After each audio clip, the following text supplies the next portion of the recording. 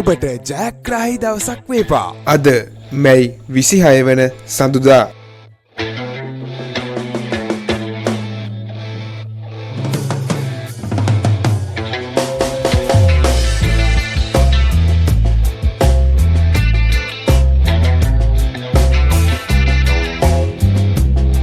ජයග්‍රාහී අංක දිනපතා නැරඹීමට අපව සබස්ක්‍රයිබ් කර තබා ගන්න.